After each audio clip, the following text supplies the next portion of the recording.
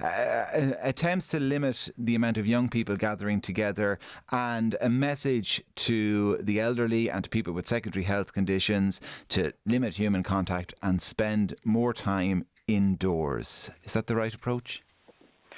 Probably not completely surprised, Kieran, in the sense that obviously with the clusters and increasing community transmission now, there's a sense that this is going to spread, and obviously to the most vulnerable, which is our older people. So in terms of those proposed, changes and further restrictions, I guess not completely surprising.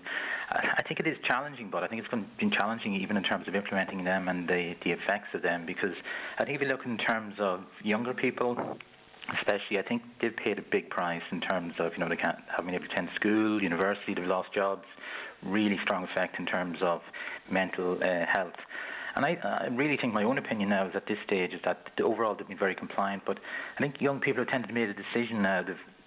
They've looked at, they've measured their own risk to consider that to be relatively low, and I think consequently they're probably behaving in that way. And to a degree, the sustainability of this approach in terms of changing our behaviour for very long time periods, and the same I think applies to older people in terms of being asked to cocoon inside again, having done this for over 5 months. I'm not sure how sustainable that is in the long term. So again, I can see maybe why they're proposing this and concentrating in terms of human behaviour, but as well as looking at human behaviour and each of our behaviours, and we all have to reflect on that, I think there also needs to be some reflection in terms of the state's responsibility as well. Tomás Ryan, as I said, is from Trinity College Dublin, a professor at the School of Biochemistry and Immunology. Tomás, do you share Paul's concerns that even if this may be from a public health point of view is the right thing to do, it might not be sustainable? I very much share Paul's concerns on this matter.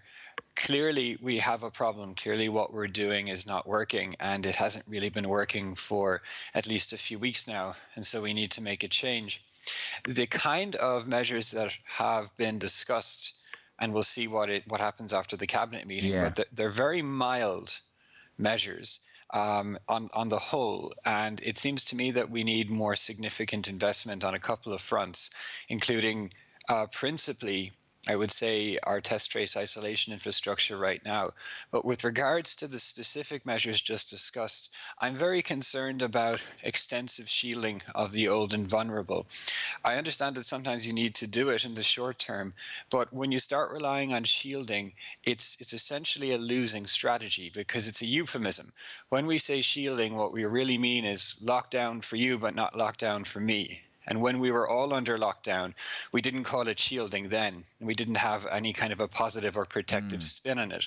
And the evidence is that shielding doesn't work. And the nursing home fiasco is evidence of that. And when you look at countries in Asia, like South Korea and Taiwan, they did not engage in shielding because they know it's not a good idea, it doesn't work, and it's not an inclusive or comprehensive strategy. So I think we need to go back to the drawing board, and we need to decide where is it that we want to end up, because only when we have a clear destination can we have clear communication from leadership, which has been lacking.